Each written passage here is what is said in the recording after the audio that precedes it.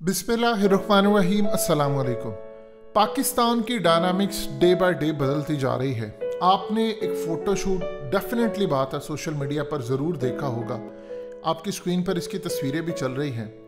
ये basically photoshoot किया गया जहां पर कायद आज़म मोहम्मद अली जिन्ना उनकी तस्वीर लगी थी और उनके जो डिसिप्लिन थे, फेथ, यूनिटी और डिसिप्लिन, बेसिकली ये वो चीज़ें हैं जो दो कौमी नज़रिए की बुनियाद है और उनकी बेस के ऊपर उन्होंने एक स्ट्रगल करके अलग मुल्क लिया। इस वीडियो की अहम डिस्कशन चलती रहेगी, लेकिन इससे पहले आप वीडियो को लाइक करें, हकीकत टीवी को सब्सक्राइब कर लें और बेल आइकन पर ज़रूर क्लिक करें। आप सोच भी नहीं सकते कि पाकिस्तान में 2001 के बाद, ख़ास तौर पर जब से पाकिस्तान में प्राइवेट मीडिया चैनल्स आए हैं, तब से एक पीक चल रही थी कि पाकिस्तानियों को बदसन किया जाए कि ये जो दो कौमी नज़रिया है ये बहुत ही घटिया चीज़ है, ये ठीक नहीं है, इस पर बहस होना शुरू होगी ताकि पाकिस्तानी इस बात को समझना शुरू हो जाए, उनकी जो अगली जनरेशन है, कि कायद आज़म ने गलती की, अगर हम इंडिया के साथ रहते तो बेहतर था।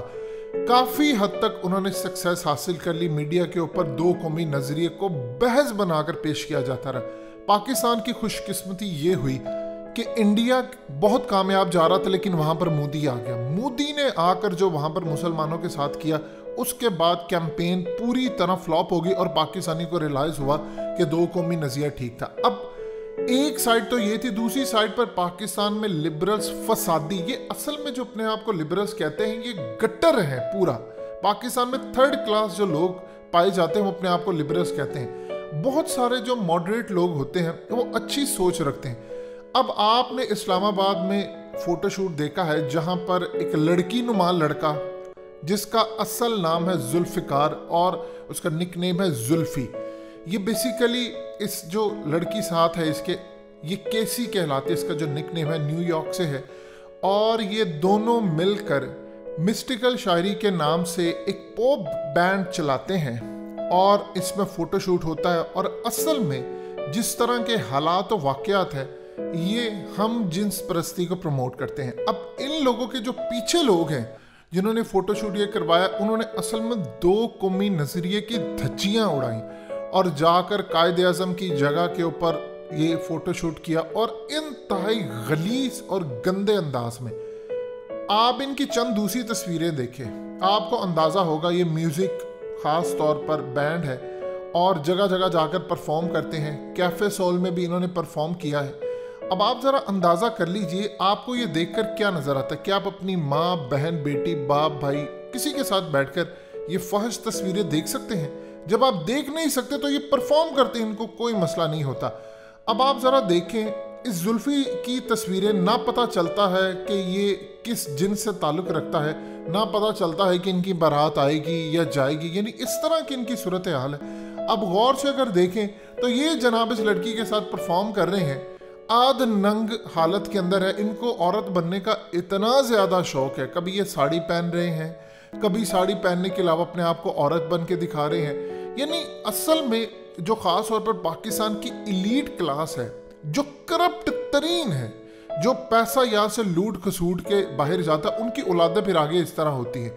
आप जुल्फ़िकार अली भुट्टो का नवासा देख लें, उसकी भी यही सूरत हाल है। इलीट क्लास होते हैं, इनका गंद आपको ख़ास तौर पर नूर मुकद्दम और ज़ाहिर जाफिर के केस में नजर आए। बज़ाहिर आपको ये बताया जाता है कि ये अदम तशद्दुद पर बिलीव करते हैं, ये मार कुटाई पर नहीं। और ज़ाहिर जाफिर ने जो कुर्बानी दी थी शैतानियत के लिए, वो भी सारी दुनिया ने देखी। अब इनका एजेंडा क्या है और ये क्या कर रहे हैं? असल में जो सूरत हाल पैदा हुई है, इन लोगों ने जानबूझकर ये काम किया और उसके बाद इन्होंने धमकियाँ दी कि जो हमारे खिलाफ बोलेगा हम उसको डिफेमेशन केस देंगे। औकात तो इनकी ये है कि इस वक्त इनको टॉप लेवल से, जाहिर सी बात है, सोशल मीडिया पर प्रेशर आया है, इनकी गिरफ्तारी के लिए छापे मारे जा रहे हैं और भगाने वाले भी इनको बड़े अहम लोग हैं। अब इस पूरे खेल के अंदर जो मामला सामने आया है, औरत मार्च, जी हाँ, दुनिया के अंदर फसाद हो पाकिस्तान में, इस तरह का गंद हो और औरत मार्च का नाम ना, ये नहीं हो सकता। औरत मार्च वाले इनको इनवाइट करते हैं और इनके ज़रिए फंड रेजिंग करते हैं। ज़रा आप अंदाज़ा कर लीजिए अपने मार्च के लिए। और इन्होंने, आपकी स्क्रीन पर ये टिकर चल रहा है जो असल में इन्होंने ट्वीट की थी कि आज हम मिस्टिकल शायरी वाले को बुला रहे हैं और ये आकर यहाँ पर परफॉर्म करेंगे और फिर उसकी फंडिंग के लिए काम करें। अब इन लोगों के पीछे होते हैं तगड़े वकील, वो बाद में इनको जमानत पर रिहा करवा कर ले जाते हैं। कोई इदारा इनका कुछ नहीं बिगाड़ सकता। सीक्रेटली जो इस्लामाबाद नहीं पूरे पाकिस्तान में खुफिया तौर पर एक काम चलना शुरू हो गया है, हम जिन्स परस्ती, आप उसको नहीं रोक पा रहे।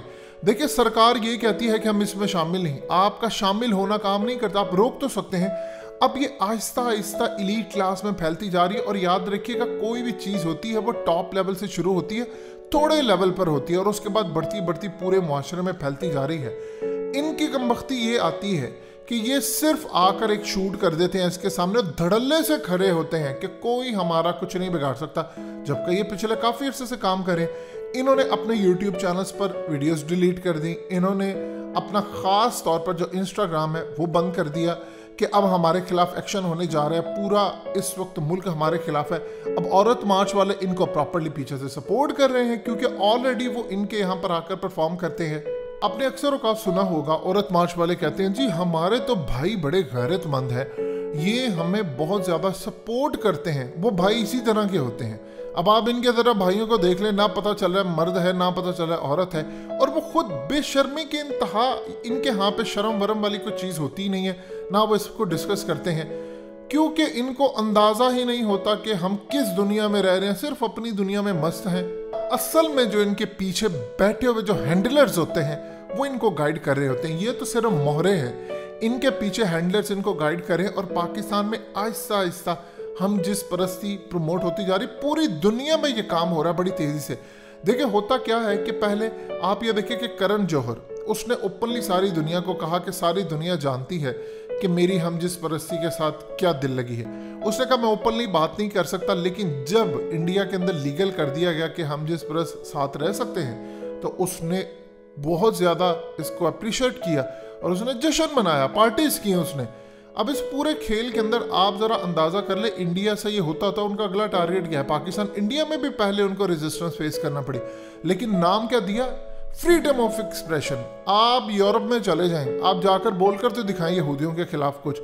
आप इसराइल में जाएं, आप इसराइल के अंदर लैंड करेंगे, जो पाकिस्तानी डुअल नेशनैलिटी रखते हैं वो इसराइल जाते हैं, उनको अच्छी तरह पता है कि जब वो इसराइल में जाते हैं कुछ टैक्सी वाले उनके साथ चल रहे होते हैं जो कि उनके इंटेलिजेंस एजेंसी शिन बैत और मुसाद के लोग होते हैं, और साथ साथ वो देख रहे हैं हर जगह पर आप फोटोशूट नहीं कर सकते, आप तस्वीर नहीं ले सकते, आपको वो गाइड करते हैं। ऐसा नहीं है कि वो आपको उठाकर जेलों में डाल देते हैं, क्योंकि पाकिस्तानी पासपोर्ट नहीं होता उनके पास, किसी के पास कनाडा का है, किसी के पास ब्रिटिश है, वो चुप करके जाते हैं वहाँ पर और उनके साथ घूमते रहते हैं, एक एक चीज़ मॉनिटर कर रहे होते हैं और उनको साथ साथ बताते हैं आप ये नहीं कर सकते। देखने पर वो पूछे तुम कौन हो, वो ये नहीं बताते कि हम पुलिस वाले हैं या कुछ है। हर मुल्क के अंदर फ्रीडम ऑफ एक्सप्रेशन की एक हद है। अब इमरान खान पूरी दुनिया से लड़े हैं पर्दे के मामले के ऊपर और सारा फसाद ये है, असल में ये माइनॉरिटी हैं और पूरे मुल्क में ये लोग छाए हुए हैं, हर टॉप लेवल पर ये लोग बैठे हुए हैं। अब आप अंदाजा कर ले कि आप एक लड़का, सिंपल सी बात है, एक हम जिस परस्ती आप प्रमोट करते हैं वो साड़ियाँ पहन रहा है, औरत मार्च में भी आ रहा है, फिर आप कहते हैं इसको इजहार राय। आप जितना मर्जी कोशिश कर ले, जब तक स्टेट लेवल पर इनके खिलाफ कार्रवाई नहीं होगी आप नहीं कुछ कर सकते। और फिर होगा कि आप इनको गिरफ्तार भी कर लेंगे, FIR भी कट जाएगी, फिर वकील आ जाए छुड़वा लेंगे, ये केस चलते रहते हैं। ना आपका निज़ाम सजा दे पा रहा है और अब आपका मुल्क उस जानिब जा रहा है जहां पर आप डायरेक्टली अल्लाह के अजाब को डायरेक्टली दावत दे रहे हैं। हकीकत टीवी को सब्सक्राइब करना मत भूलें, वीडियो को लाइक करें, शेयर करें और कमेंट सेक्शन में अपनी राय का इजहार ज़रूर करें।